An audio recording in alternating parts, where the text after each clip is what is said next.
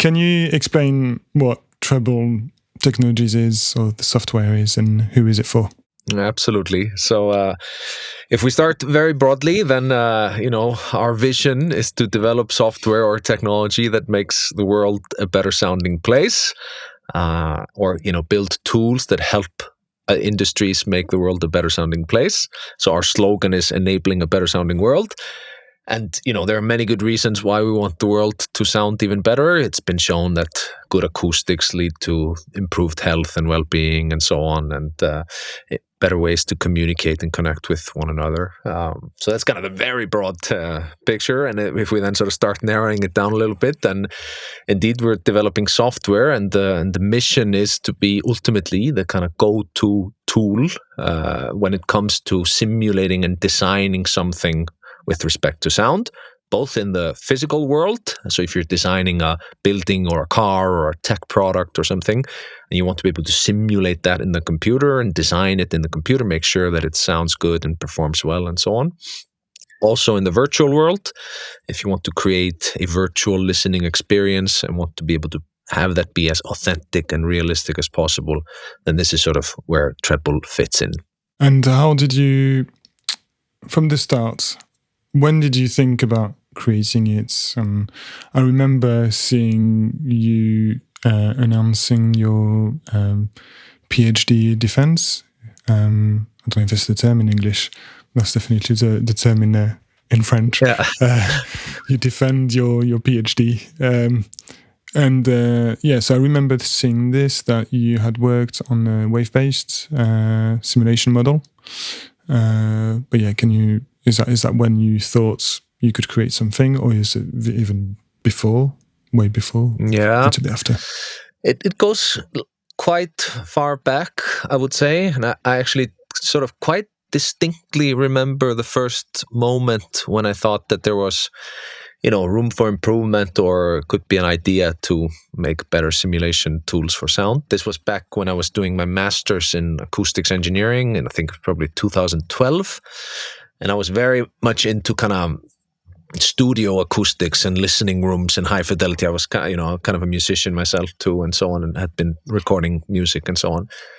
And I sort of realized, to my surprise, that there was really nothing on the market that allowed people to simulate the acoustics of a studio, like a smaller room, and be able to design that and optimize that in the computer.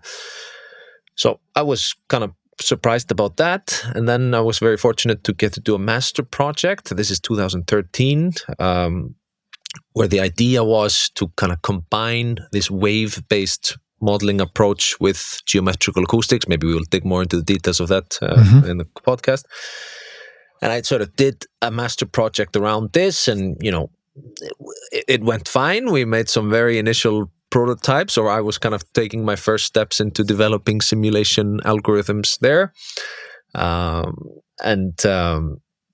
So these were kind of the very first steps. Then I finished my master's. I was working as an acoustic consultant in the building industry for a few years.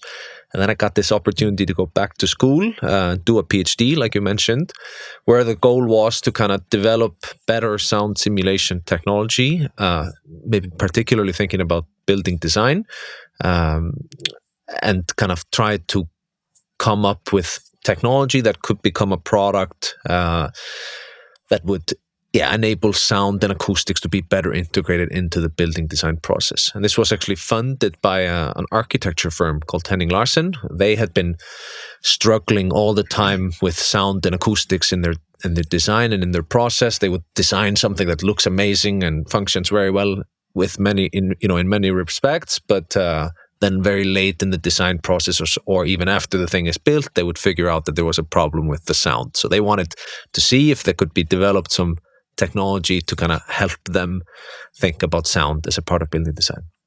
So it's a product not only for acousticians, but for architects, potentially. Potentially, yeah, absolutely. That was at least the thinking at the time. And this research work just went quite well. We ended up with, let's say, promising academic prototypes of new algorithms that were faster and more precise than what's been available. And then we founded Treble sort of out of that. Great. And you've got co-founders as well? Absolutely. Let's not forget them. Absolutely, yes. So it was me and my good friend Jesper Pedersen who we started this in the beginning. Jesper, we studied acoustics in this master studies many years ago.